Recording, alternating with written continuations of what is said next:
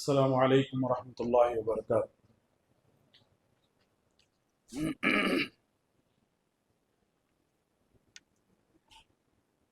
الحمد للہ والصلاة والسلام علی رسول اللہ وبعد۔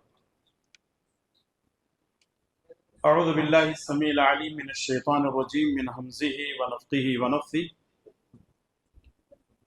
ولو ترى إذ المجرمون ناكسوا رؤوسهم عند ربهم ربنا أبصرنا وسمعنا فارجعنا نعمل صالحا إنا موقنون۔ رب اشرح لي صدري ويسر لي أمري واحلل عقدة من لساني يفقهوا قولي۔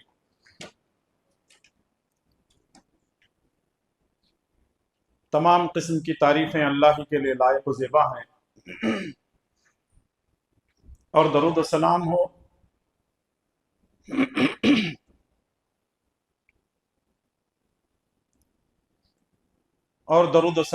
پیارے نبی محمد الرسول اللہ صلی اللہ تعالی علیہ وسلم پر۔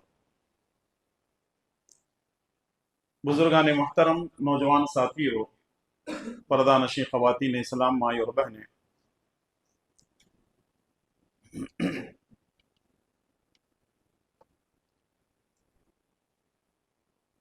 اللہ کی توفیق، اس کے فضل و کرم سے ہم اختتام رمضان تک پہنچ چکے ہیں۔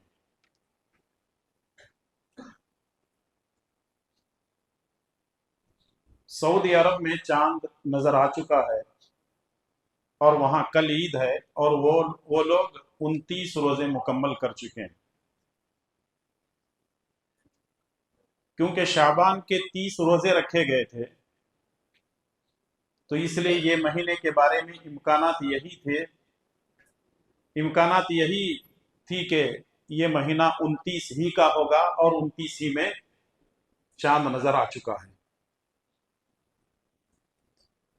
اور ظاہر بات ہے، ہم اپنے ملک میں چاند دیکھنے کے بعد ہی عموماً روزہ رکھتے ہیں اور عید مناتے ہیں، تو انشاءاللہ تعالی امید ہے کہ کل چاند نظر بھی آئے گا،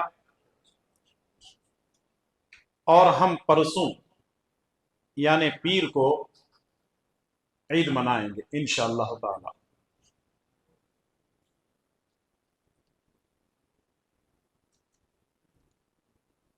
ہم نے رمضان میں الحمدللہ خوب عبادتیں کی، ہم نے 5 وقتہ نمازوں کی پابندی کی، روزہ رکھا، اور اللہ تعالی کو راضی کرنے کی ہم نے بھرپور کوشش کی۔ لیکن ایک چیز سوشل میڈیا کے ذریعے سے دیکھنے میں آ رہی ہے، وہ یہ ہے کہ کچھ ڈھونگی ملا ٹی ویوں پر یا پھر سوشل میڈیا کے ذریعے سے رو رو کر ڈھونگ کرتے کرتے یہ کہہ رہے ہیں کہ الوداع رمضان، ماہ رمضان الوداع، اور نیچے منڈیاں ڈال ڈال کر کے زبردستی رونے کی کوشش کر رہے ہیں۔ رمضان جا رہا ہے، رمضان جا رہا ہے۔ رمضان کہیں نہیں جاتا، لیکن وہ ڈھونگی مولوی ضرور جائے گا، آج نہیں تو کل۔ یہ کیا ڈھونگ بنا رکھے ہیں دین کا، شریعت کا، اسلام کا؟ اس پر نعتیں ہو رہی ہیں، اس پر نظمیں ہو رہی ہیں، اس پر غزلیں ہو رہی ہیں، اس پر پتہ نہیں کیا کیا ڈی جے لگا لگا کر کے جو ہے اس طریقے سے اس بات کو پیش کیا جا رہا ہے دنیا والوں کے سامنے۔ ہمیں رمضان کے جانے کا بہت زیادہ افسوس ہے۔ یہ لوگ ساری زندگی شرک کرتے ہیں، اس پر افسوس نہیں کرتے، بدعتیں ایجاد کرتے ہیں ٹی ویوں کے ذریعے سے، اس پر افسوس نہیں کرتے، باپ دادا کے دین کو چھوڑنے نہیں دیتے، اور وہی بت پرستی ان کے اندر موجود ہے، اس پر ان کو افسوس نہیں ہوتا۔ کبھی شرک کو الوداع نہیں کہیں گے، بدعت کو الوداع نہیں کریں گے۔ رمضان جا رہا ہے تو الوداعی بیانات ہو رہے ہیں، الوداعی خطبہ، الوداعی جمعہ، الوداعی رات، الوداعی دن، الوداعی روزہ۔ ارے اس کی کیا ہے وہ، یہ سمجھ میں نہیں آتا کیا کرنا چاہ رہے ہیں یہ لوگ دین کے بارے میں۔ واللہ اللہ تعالی کا بے انتہا شکر و احسان اگر آپ کتاب و سنت پر عمل کرتے ہیں، اور مجھے امید ہے کہ آپ کسی ایسے ڈھونگی مولوی کے چنگل میں ہرگز نہیں پھنسیں گے جب آپ کے پاس توحید ہوگی، جب آپ رسول اللہ صلی اللہ علیہ وسلم کی اطاعت اور اتباع کا جذبہ اپنے اندر پیدا کریں گے، یہ سارے مولوی آپ کو ڈھکوسلے لگیں گے، کیونکہ یہ لوگ دین کے نام پر بے غیرتی والا کام کر رہے ہیں جس کا کتاب و سنت میں کوئی ثبوت نہیں ہے۔ نظمیں گانا، سوشل میڈیا میں پوسٹ کرنا اور بیٹھ کر کے رونا اور لوگوں کو رونے پہ مجبور کرنا، ڈھونگ کرنا، یہ اسلام نہیں ہے، یہ دین نہیں ہے، یہ شریعت نہیں ہے، یہ پیارے نبی جناب محمد الرسول اللہ صلی اللہ علیہ وسلم کا طریقہ نہیں ہے، یہ صوفیوں کی ایجاد ہے۔ تو اس لیے ایسے لوگوں سے، ایسے باباؤں سے، ایسے ڈھونگیوں سے بچ کر رہیے، یہ ورنہ اب آپ کے ایمان پر ڈاکہ ایسا ڈالیں گے کہ آپ کو جو ہے مشرک بنا کر کے چھوڑ دیں گے۔ شروع رمضان سے لے کر آج تک اور اس کے بعد بھی آپ دیکھیں گے کہ ہماری دعوت کتاب و سنت سے ہٹ کر کسی اور کی طرف نہیں جاتی۔ وجہ یہ ہے کہ دین کتاب و سنت کا نام ہے، شریعت کتاب و سنت کا نام ہے، اور پیارے نبی جناب محمد الرسول اللہ صلی اللہ علیہ وسلم دین لے کر آئے ہیں، ڈھونگ لے کر نہیں آئے ہیں۔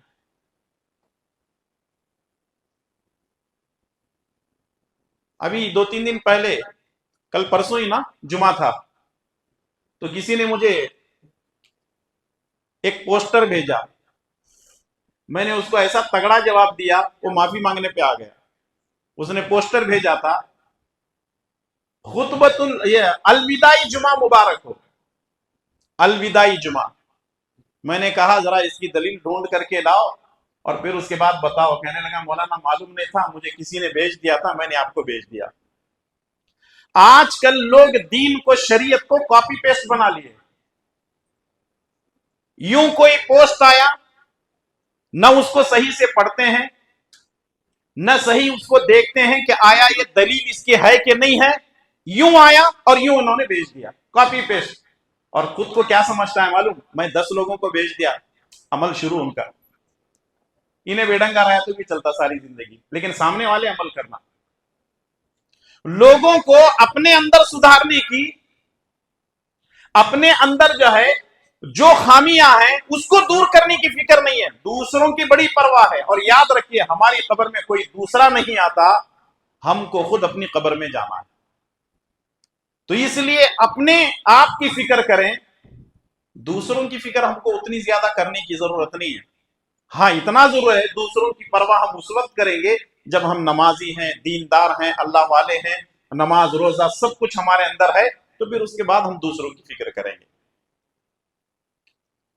تو یہ کچھ ابتدائی باتیں تھی، مقدمے کے طور پر میں نے آپ کے سامنے رکھی ہیں۔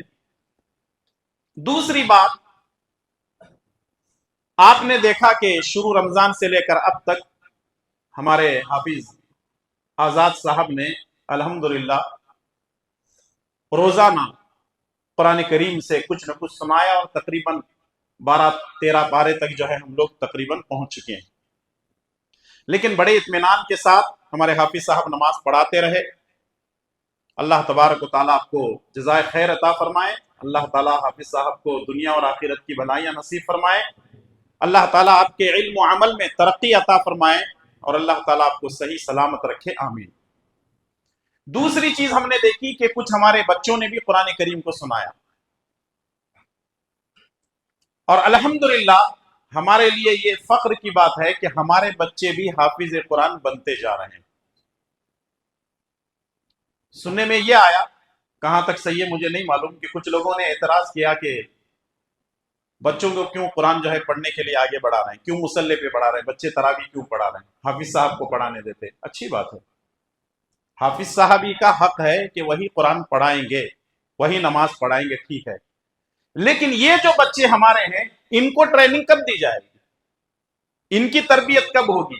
کب یہ مصلی پہ آئیں گے؟ کب ان کے دلوں میں کا ڈر نکلے گا اور کب इनका कुरान साफ होगा और कब ये निडर बन करके हमको कुरान सुनाएंगे। बड़े खुशनसीब हैं वो वालिदैन, वो माँ बाप, वो पेरेंट्स कि जिन्होंने अपने बच्चों को हाफिज कुरान बनाया। कुछ तो बन चुके हैं और कुछ बनने के लिए जा रहे हैं। कोई 7th 8th में है, कोई 9th 10th में है, और माशाल्लाह ये बच्चे जो है स्कूल भी पढ़ रहे हैं। इनका हाफिजा भी आपने देखा होगा, इनका अंदाज भी देखा होगा, इनकी तिलावत भी आपने सुनी होगी। क्या बेहतरीन अंदाज से माशाल्लाह जो है कुरान की तिलावत कर रहे हैं। एक मसला मैं आपको बता देता हूं, कुछ लोगों के जहन में एक चीज ये है, नाबालिग बच्चे नमाज नहीं पढ़ा सकते। कुछ लोगों ने जो एतराज किया है, शायद उनके दिमाग में ये चीज होगी, नाबालिग बच्चे नमाज पढ़ा सकते हैं क्या?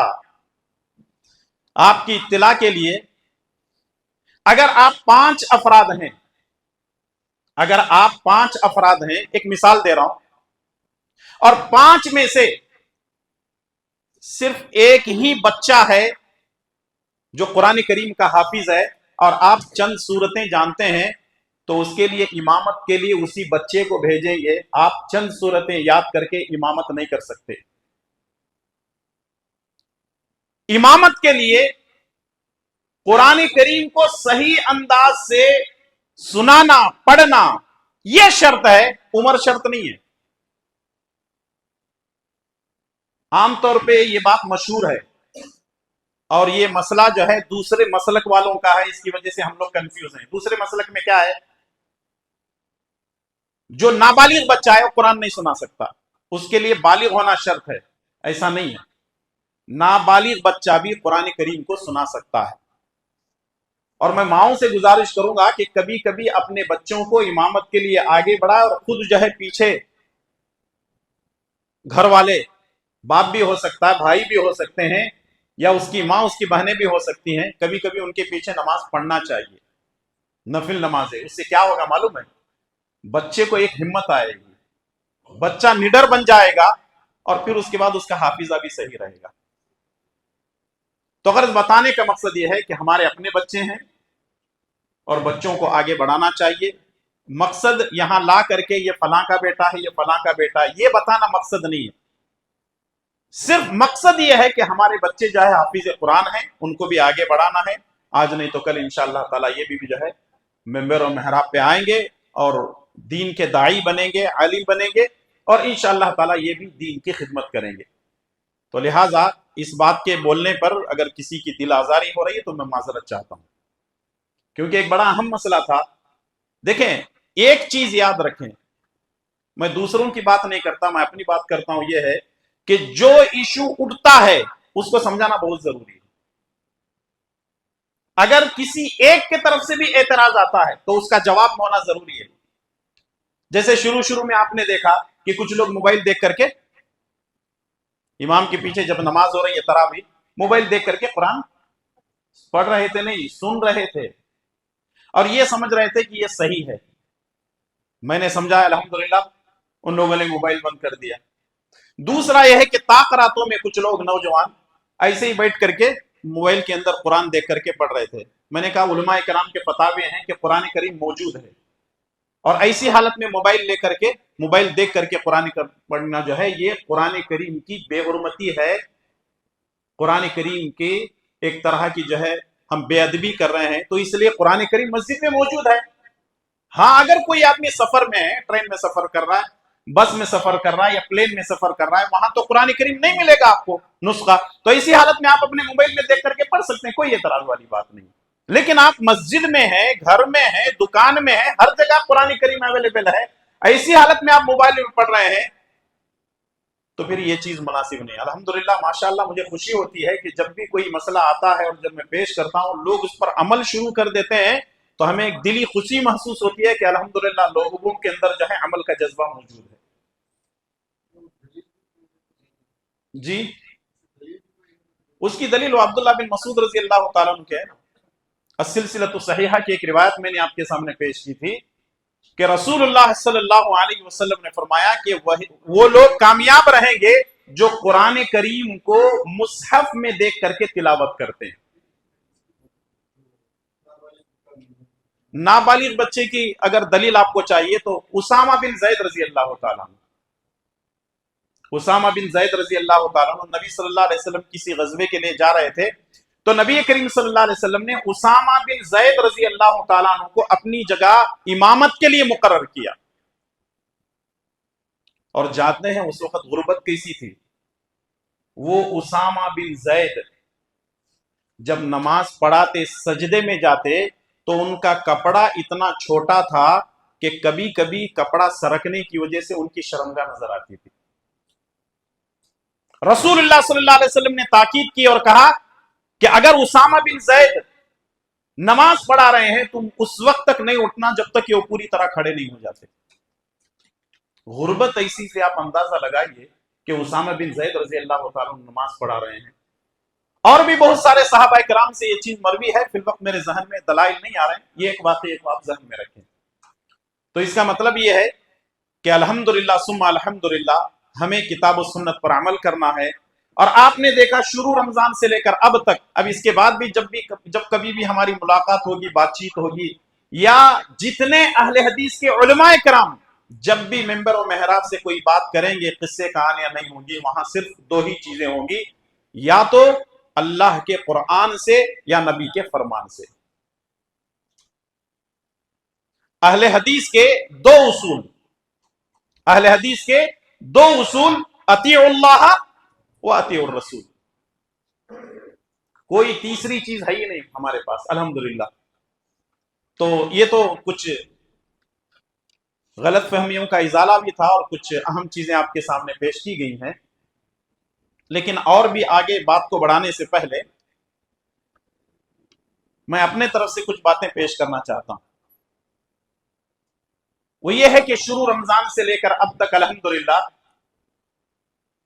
उलमाए किराम की, हुफ्फाज की, और जो लोग एतिकाफ में बैठे हुए उनकी, और पूरी की पूरी जमीयत और जमात की जिम्मेदारों की आप लोगों ने भरपूर जो है खिदमत की है।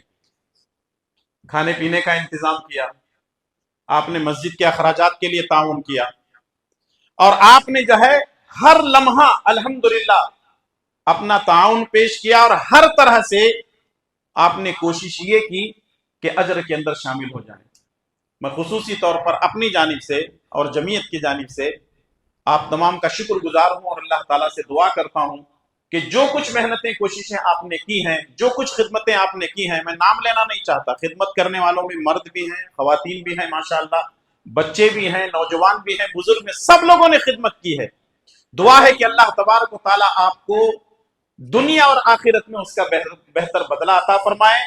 अल्लाह ताला आपकी रोजी रोटी में खैर और बरकत अता फरमाए, और हम तमाम को इसी तरह दीन की नश्र और इशाअत के लिए सही माने में खिदमत करने की तौफीक नसीब फरमाए, आमीन। अब रमजान तो जाने लगा है, 11 महीने के लिए हमसे जुदा हो जाएगा, और अगर अल्लाह ने जिंदा रखा तो हम अगले रमजान फिर रमजान में दाखिल हो जाएंगे इंशाअल्लाह ताला। लेकिन अब रमजान के बाद करना क्या है? वही रफ्तार बेढंगी जो पहले थी वह अब भी है, ऐसे ही करना है? नहीं, असल में यह रमजान साल में एक मर्तबा हमें ट्रेनिंग देने के लिए आता है, हमारी तरबियत करने के लिए आता है। तो एक महीना हम लोग जो रमजान में मेहनत और कोशिशें करते हैं, इसका मतलब यह है कि एक महीने में हमारी बैटरी चार्ज होती है, इस बैटरी को 9 महीने तक लेकर के चलना है। हां, दरमियान में थोड़ा सा बैटरी लो हो सकती है। करना क्या है? जो रमजान में करते थे वही करो, फिर दोबारा बैटरी चार्ज हो जाएगी। रिचार्ज करने के बहुत आसान जरिए। ईमान कमजोर हो रहा है, नमाजों की पाबंदी करो। ईमान कमजोर हो रहा है, रोजा रखो। ईमान कमजोर हो रहा है, कुरान की तिलावत करो। ईमान कमजोर हो रहा है, जिक्र अज़कार करो। ईमान कमजोर हो रहा है, सदका खैरात करो। ईमान कमजोर हो रहा है, दीनी मजलिसों में आ जाओ। इंशाअल्लाह तबारक व तआला ईमान बढ़ेगा, और ये ईमान बढ़ता भी है और ईमान घटता भी है। नेकी करेंगे तो ईमान बढ़ेगा, और अगर बदी करेंगे तो, बुराइयां करेंगे तो ईमान घटेगा। जो लोग शुगर के मरीज हैं उनको यह बात मालूम है کہ اگر میٹھا زیادہ کھا لیں گے تو ان کے شوگر لیول بڑھ جائے گا، اور اگر کڑوی کسالی چیزیں کھائیں گے تو شوگر لیول تھوڑا سا نیچے اترے گا۔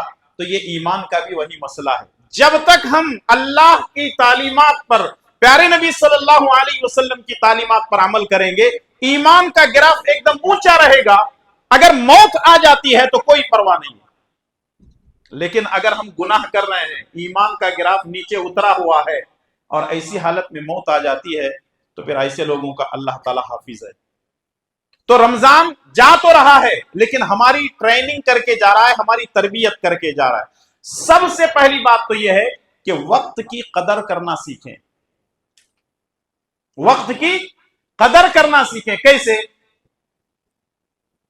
2 منٹ باقی ہیں افطار کرنے کو، آپ کے سامنے پورے دسترخوان پر نعمتیں بھری پڑی ہیں، آپ کے دسترخوان پر بے شمار نعمتیں ہیں، کھجور ہیں، سموسے ہیں، چکن رول ہے، آپ کے پاس پورے کے پورے جو ہے ڈرائی فروٹ رکھے ہوئے ہیں، آپ کے سامنے خربوزہ ہے، تربوزہ ہے، بہت ساری چیزیں رکھی ہوئی ہیں، یہاں تک کہ بریانی بھی رکھی ہوئی ہے ماشاءاللہ۔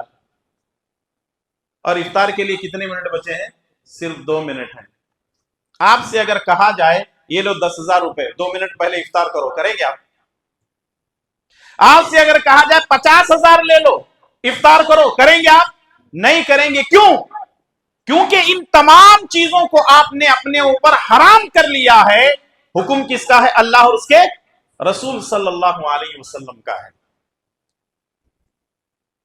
عجیب بات ہے کہ رمضان میں روزے کی حالت میں ہم حلال چیز کو اپنے اوپر حرام کر لیتے ہیں، لیکن جیسے ہی رمضان گزر جاتا ہے تو حرام کو ہم حلال کر لیتے ہیں۔ یہ مسئلہ آپ کو کہاں سے ملا؟ رمضان میں کیا کر رہے ہیں؟ روزے کی حالت میں حلال چیزوں کو ہم نے حرام کر لیا ہے۔ کس کی اطاعت کرتے ہوئے؟ اللہ اور اس کے رسول کی اطاعت کرتے ہوئے۔ رمضان چلے جانے کے بعد حرام کو ہم اپنے اوپر حلال کیوں کر لیتے ہیں؟ کیا وہاں اللہ اور اس کے رسول یاد نہیں آتے ہیں؟ وہاں شریعت یاد نہیں آتی ہے؟ وہاں کتاب و سنت یاد نہیں آتے ہیں؟ وہاں مسئلے یاد نہیں آتے ہیں؟ میرے بھائیوں، دوستوں، مائیں اور بہنیں، جس طرح ہم رمضان میں اپنے اوپر حلال چیز کو حرام کر لیتے ہیں روزے کی حالت میں، تو رمضان کے بعد بھی حرام چیز کو حلال نہیں کرنا ہے، بلکہ حرام کو حرام سمجھنا ہے اور حلال کو حلال سمجھ کر کے استعمال کرنا ہے۔ اللہ تعالی ہمیں استعمال کی شکلوں، جو شکلیں ہم نے بدلی ہوئی ہیں، اللہ تبارک و تعالی ہمیں حلال کھانے اور حرام سے بچنے کی توفیق نصیب فرمائے، آمین۔ تو سب سے پہلی چیز یہ ہے کہ رمضان کے بعد ہم وقت کی قدر کریں گے، اور یہ وقت ایسا ہے کہ گیا وقت پھر ہاتھ آتا نہیں، سدا دورہ دکھاتا نہیں۔ ایک مرتبہ وقت نکل گیا تو نکل گیا۔ امام حسن بصری رحمۃ اللہ علیہ فرماتے ہیں، لَيْسَ يَوْمٌ يَأْتِي مِنْ أَيَّامِ الدُّنْيَا إِلَّا يَتَكَلَّمُ۔ روزانہ جب صبح ہوتی ہے، نیا دن آتا ہے، تو یہ دن ہم سے کہتا ہے، یا ایھا الناس انی یوم جدید، اے لوگو میں نیا دن ہوں تمہارے لیے، تمہاری زندگی کا میں ایک نیا دن ہوں۔ وَإِنِّي عَلَى مَا يُعْمَلُ فِيَّ شَهِيدٌ، اور آج کے دن جو کچھ تم کرو گے میں اس پر گواہ بن جاؤں گا، میں گواہی دوں گا قیامت کے دن۔ وَإِنِّي لَوْ قَدْ غَرَبَتِ الشَّمْسُ لَمْ أَرْجِعْ إِلَيْكُمْ إِلَى يَوْمِ الْقِيَامَةِ، اگر آج کا سورج غروب ہو گیا قیامت تک میں دوبارہ واپس نہیں لوٹتا۔ اس کا مطلب یہ ہے کہ ہماری زندگی سے دن گزر رہے ہیں، سورج نکل رہا ہے، ڈوب رہا ہے، لیکن ہم وقت کی قدر نہیں کر رہے ہیں۔ اور وقت کی قدر یا ناقدری کرنے میں سب سے زیادہ نوجوانوں کا ہاتھ ہے۔ رات کے 12 بجے آن لائن ہے، رات کے 2 بجے بھی آن لائن ہے، 5 بجے بھی آن لائن ہے، 5:15 بجے اذان ہونے والی ہے، آف لائن ہو جاتے ہیں۔ اس کا مطلب شیطان ان کو تھپک تھپک کر کے سلاتا ہے، بیٹا اتنی رات جاگ گیا کافی ہے، اب اذان ہونے والی ہے، جا جلدی بستر پہ چادر تان کے سو جا۔ میں نوجوانوں سے خصوصی طور پر گزارش کرنا چاہوں گا، یہ بیماریاں ہمارے اندر بھی ہیں، بڑے بھی کر رہے ہیں، ایسا نہیں کہ چھوٹے ہی کر رہے ہیں۔ یا نوجوان کر رہے ہیں. لیکن خصوصی طور پر نوجوان جو ہے وقت کی قدر نہیں کر رہے ہیں. ان کی زندگی ٹائم پاس ہو رہی ہے، اور اللہ تعالیٰ ہم کو دنیا میں ٹائم پاس کے لیے نہیں بھیجا ہے. وما خلقت الجن والانس الا لیعبدون. اللہ تعالیٰ نے جنات اور انسانوں کو خالص اپنی عبادت کے لیے پیدا فرمایا ہے، تو اس لیے وقت کی قدر کریں. دوسری چیز یہ ہے کہ جس طرح آپ الحمدللہ شروع رمضان سے لے کر اب تک دروس میں بیٹھ رہے ہیں، رمضان کے بعد بھی درس ہوتے ہیں، رمضان کے بعد بھی جمعہ چلتا ہے، رمضان کے بعد بھی اذانیں ہوتی ہیں، رمضان کے بعد بھی 5 وقتہ نمازیں ہوتی ہیں، رمضان کے بعد فجر کے بعد درس ہوتا ہے، رمضان کے بعد عشاء کے بعد درس ہوتا ہے، رمضان کے بعد ویکلی پروگرام ہوتے ہیں، رمضان کے بعد جو ہے منتھلی پروگرام ہوتے ہیں، رمضان کے بعد دین کا کام ہوتا ہے. تو ایسی حالت میں یہ نہیں ہے کہ رمضان میں خوب جوش سے آئے، سارا کا سارا بھر لیے، اور پھر اس کے بعد جیسے ہی چاند نظر آیا ہمارا استاد باہر نکل گیا. کون جی مانتے ہیں آپ لوگ استاد اس کو؟ اب وہ جیسے ہی آیا 11 مہینے تک جو پریشان کرتا ہے پوچھو مت. وہ تو آیا ہی ہم کو جہنم میں لے جانے کے لیے دنیا میں. وہ یہ نہیں چاہتا کہ جنت میں ہم جائیں، وہ یہ نہیں چاہتا کہ اللہ کی رحمت ہم کو حاصل ہو. وہ یہ چاہتا ہے کہ جس کی وجہ سے میں جنت سے نکالا گیا ہوں، اب اس بنی آدم کو میں دوبارہ جنت میں جانے نہیں دوں گا. تو اس لیے ایسے دروس میں آپ شریک رہیں، نمازوں کی پابندی کریں، اور ساتھ میں جو ہے رمضان میں جن اچھے لوگوں سے آپ نے دوستی کی تھی، رمضان کے بعد بھی اچھے لوگوں سے ہی دوستی رکھیں، ورنہ ایسا ہوگا کہ دوستی جو ہے انسان کو خراب کر دیتی ہے. رمضان میں ہم اچھے دوست بنا لیتے ہیں، کبھی عالم سے بھی دوستی ہو گئی، کبھی حافظ سے بھی دوستی ہو گئی، کبھی نیک لوگوں سے بھی دوستی ہو گئی، ان کے ساتھ بیٹھ رہے ہیں، اٹھ رہے ہیں، پڑھ رہے ہیں، سیکھ رہے ہیں، کچھ کر رہے ہیں. لیکن رمضان کے بعد پھر دوستیاں بدل جاتی ہیں. اس کا مطلب یہ ہے کہ دوست بدلتے ہیں تو آپ کی زندگی کا لائف اسٹائل بھی بدل جاتا ہے. تیسری چیز یہ ہے فرض نمازوں کی پابندی کے ساتھ ساتھ رمضان کے بعد تطوعات کی بھی پابندی کریں، یعنی فرض نماز کی پابندی کے ساتھ سنت کی پابندی کریں اور نفل نمازوں کی پابندی کریں.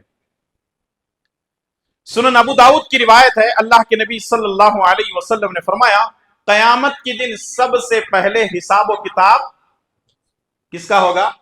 نماز کے بارے میں ہوگا. ان اول ما يحاسب الناس به يوم القيامه من اعمالهم الصلاة. سب سے پہلے حساب و کتاب نماز کا ہوگا. اس کا مطلب یہ ہے کہ ہم لوگوں کو نمازوں کی پابندی کرنی ہے. ٹھیک ہے آپ کہیں گے کہ ہم تو 5 وقتہ نمازیں پڑھیں گے، لیکن ساتھ میں سنت کی بھی پابندی کریں، نماز کی بھی پابندی کریں. اس کا فائدہ کیا ہوگا؟ اللہ تبارک و تعالیٰ فرشتوں سے پوچھے گا اس کی نماز کی لسٹ دیکھو، 5 وقتہ نمازوں کی پابندی اس نے کی ہے. فرشتے کہیں گے کہ اللہ تبارک و تعالیٰ کبھی پڑھتا کبھی چھوڑتا، کبھی پڑھتا کبھی چھوڑتا. اللہ تعالیٰ کہے گا کیا اس کی سنت نمازیں ہیں، کیا اس کی نفل نمازیں ہیں؟ تو فرشتے کہیں گے کہ اللہ تبارک و تعالیٰ ہاں کچھ سنت بھی ہیں کچھ نفل نمازیں بھی ہیں. تو اللہ تعالیٰ کہے گا یہ جو سنت اور نفل نمازیں ہیں ان کو فرض کا درجہ دے دو، اور فرض کا درجہ دے کر کے اس کا حساب کتاب مکمل کرو اور اس کو جنت میں داخل کرو. ہم لوگ صرف فرض کو اہمیت دیتے ہیں اور دینا چاہیے، لیکن ساتھ میں سنت اور نفل کی بھی پابندی کرنا ہے. کبھی کبھی ہمارے نمازوں میں کمی بیشی جو ہوتی ہے وہ کس سے پوری کی جاتی ہے؟ سنت اور نفل سے پوری کی جاتی ہے. تو اس لیے ضرورت اس بات کی ہے کہ فرائض کے ساتھ ساتھ سنن اور نوافل کی بھی پابندی کریں. اور چوتھی چیز یہ ہے، کچھ لوگ یہ سمجھتے ہیں کہ اللہ تعالیٰ رمضان میں دعا قبول کرتا ہے، بقیہ دنوں میں دعائیں بھی کرنا نہیں چاہتے ہیں.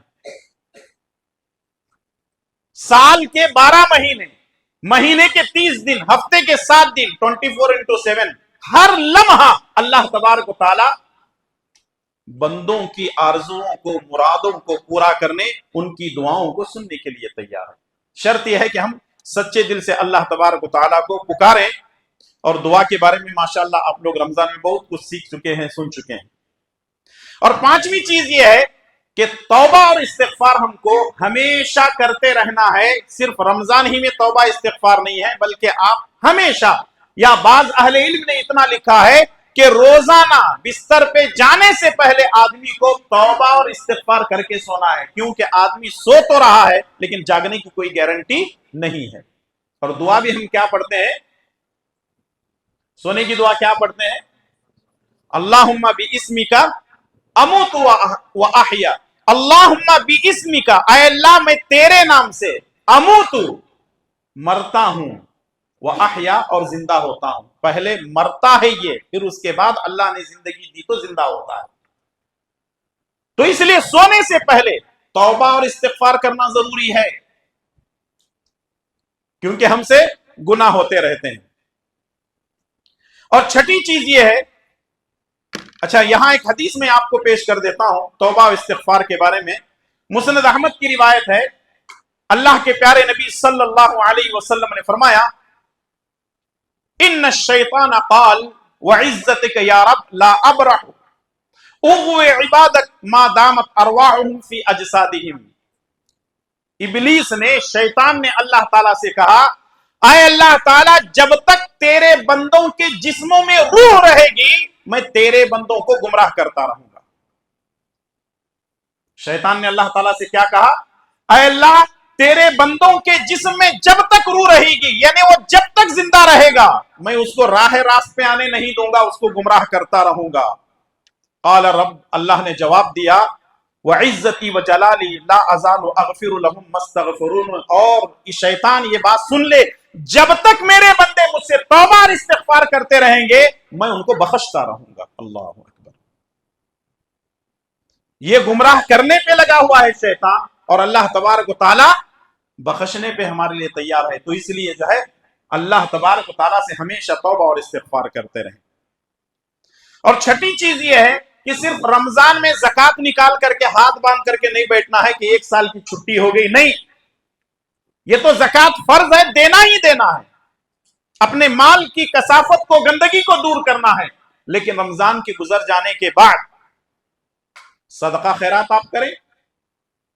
کوئی ضروری نہیں ہے کہ زکوٰۃ دینے کے بعد آپ جو ہے بالکل بری ہو کر بیٹھ جائیں. اگر آپ سفر پہ جا رہے ہیں تو صدقہ دیں، گھر سے نکل رہے ہیں تو صدقہ دیں، کاروبار کے لیے جا رہے ہیں تو صدقہ دیں. اگر کوئی اچھی چیز آپ کو جو ہے خریدنے کو ملی، یا پھر جو ہے آپ کو الحمدللہ جو ہے کسی کام کے اندر منافع ہو گیا، صدقہ دیں، اور اس کے لیے کوئی پرسنٹیج نہیں ہے. زکوٰۃ سال میں ایک مرتبہ 2.5% دینا ہے، لیکن صدقے کے لیے کوئی ایسا حکم نہیں ہے، جتنا مرضی آپ صدقہ دے سکتے ہیں. تو اس لیے صدقے کا بھی خاص خیال رکھیں. صحیح بخاری کی روایت ہے، رسول اللہ صلی اللہ علیہ وسلم فرماتے ہیں کہ اللہ تبارک و تعالیٰ نے فرمایا، یا ابن آدم انفق علیک، اے ابن آدم تو خرچ کر تاکہ میں تیرے اوپر خرچ کروں. یعنی اللہ تبارک و تعالیٰ کے راستے میں اگر ہم خرچ کریں گے تو اللہ تعالیٰ ہمارے اوپر خرچ کرے گا. ساتویں اور آخری بات یہ ہے رمضان کے بعد جو ہم کو کرنا ہے، وہ ہے الامر بالمعروف والنہی عن المنکر، یعنی بھلائی کا کام کرنا، برائی سے روکنا. ماشاءاللہ رمضان سے 8-10 دن پہلے یہ مسجد آپ نمازوں کے لیے کھولی گئی، اور شروع رمضان سے ہی ماشاءاللہ ہم دیکھ رہے ہیں کہ مسجد الحمدللہ بھری ہوئی ہے. 5 وقتہ نمازوں میں بھی ہے، دروس میں بھی ہے، اور ماشاءاللہ جو ہے صبح و شام کے جو درس ہو رہے تھے اس میں بھی بڑے اطمینان کے ساتھ لوگ سن رہے تھے. اور کبھی کبھی لوگ یہ کہہ رہے تھے کہ مولانا ہم فلاں کو بلا کر کے لا رہے ہیں، اپنے رشتہ دار کو بلا کر کے لا رہے ہیں، ہمارے کزن کو بلا کر لا رہے ہیں، کسی دوست کو بلا کر کے لا رہے ہیں. یہ سلسلہ تھمنا نہیں چاہیے، رکنا نہیں چاہیے. یہ سلسلہ رمضان کے بعد بھی جاری رہنا چاہیے، چلتا رہے یہ سلسلہ. کیوں؟ بھلائی کا حکم دینا، برائی سے روکنا، یہ سلسلہ ہمیشہ جاری رہنا چاہیے. اگر یہ سلسلہ جاری رہے گا تو انشاءاللہ تبارک و تعالی ہماری بیٹری چارج رہے گی، اور اس طریقے سے ہم برائیوں سے بچ جائیں گے. جیسا کہ میں نے درمیان میں رمضان میں کہا تھا کہ یہاں انشاءاللہ تعالی اس مسجد میں اگر آپ حفظ کرنا چاہتے ہیں تو آپ کے لیے حفظ کرایا جائے گا. اگر آپ قرآن سیکھنا چاہتے ہیں تو آپ کو قرآن سکھایا جائے گا. اگر آپ کوئی دینی کتاب پڑھنا چاہتے ہیں، سمجھنا چاہتے ہیں، وہ آپ کو سمجھایا جائے گا.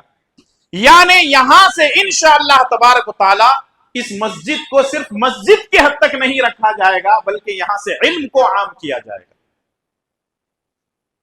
عام طور پہ ہوتا ایسا ہے کہ مسجد بن گئی، ختم، صرف نمازوں ہی کے مسئلے کو لے کر کے چلتے ہیں۔ علم بھی آنا ضروری ہے، کیونکہ اللہ کے نبی صلی اللہ علیہ وسلم نے مسجد نبوی کے اندر حلقے باقاعدہ مقرر کیے تھے۔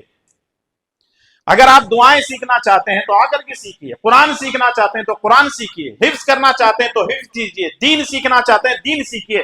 یعنی کل ملا کر کے اس مسجد کو آپ ایک درسگاہ بنائیے، اس مسجد کو ایک اسکول بنائیے، ایک مدرسہ بنائیے اور دین کو سیکھے، انشاءاللہ تبارک و تعالیٰ فائدے میں رہیں گے۔ اور باقاعدہ علماء کے سامنے بیٹھ کر کے تصحیح کر لیجئے کہ آیا میری قرات صحیح ہے کہ نہیں ہے، میری نماز کی دعائیں صحیح ہے کہ نہیں ہے، آیا میری اذان صحیح ہے کہ نہیں ہے۔ اگر آپ اذان دینے کا شوق رکھتے ہیں تو اذان بھی درست کر لیجئے، ورنہ عام طور پہ ہم نے دیکھا ہے کہ اذان میں بہت ساری غلطیاں ہوتی ہیں، زیر زبر کی غلطیاں بھی کرتے ہیں۔ کچھ لوگ اذان ایسے دیتے ہیں اشہد ان محمد الرسول اللہ، غلط ہے یہ، اشہد ان محمد الرسول اللہ۔ اور حی علی الصلاۃ، صلاح صرف بولتے ہیں، حی علی الصلاۃ اخیر میں بولتے ہیں، وہ عربی میں جب رکتے ہیں تو وہاں، اور حی علی الفلاح، فلاح مطلب فا لام الف وہاں پہ رک جاتے ہیں، جبکہ وہ کیا ہے، اس کے آگے ہا ہے، حی علی الفلاح۔ تو یہ جو چیزیں ہم لوگوں کو سیکھنا ضروری ہے۔ تجوید جو ہے، مخارج قرآن، پروننسیشن، یہ بہت ضروری ہے۔ اگر یہ نہیں ہے تو پھر قرآن پڑھنے کا کوئی فائدہ نہیں۔ تو اس لیے جو ہے قرآن کریم کو سیکھیں، قرآن کریم سے اپنا تعلق جوڑیں، قرآن کریم پر غور و فکر کریں،